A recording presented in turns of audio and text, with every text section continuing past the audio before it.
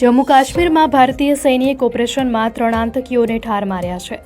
આ હુમલો એવા સમયે થયો છે જ્યારે સંસદમાં પહેલગામ આતંકવાદી હુમલા બાદ ઓપરેશન સિંદૂર પર ચર્ચા શરૂ થવાની હતી। ભારતીય સેનાએ આતંકવાદીઓ સામે શ્રીનગરના દાચી ગામ અને હરવાનના ઉપરના વિસ્તારોમાં ઓપરેશન શરૂ કર્યું હતું। આ ઓપરેશનનું નામ ઓપરેશન મહાદેવ રાખવામાં આવ્યું હતું। હાલની માહિતી અનુસાર સેનાએ આતંકવાદીઓ સામે એન્કાઉન્ટર શરૂ થયું હતું અને અંતે 3 આતંકી ઠાર મરાયા હતા। એવું કહેવાય છે કે ડ્રોન દ્વારા મૃતદેહો જોવા મળ્યા બાદ તેમને બહાર કાઢવાના પ્રયાસો ચાલી રહ્યા છે। 2 આતંકવાદીઓ ઘાયલ થયા હોવાના પણ સમાચાર છે।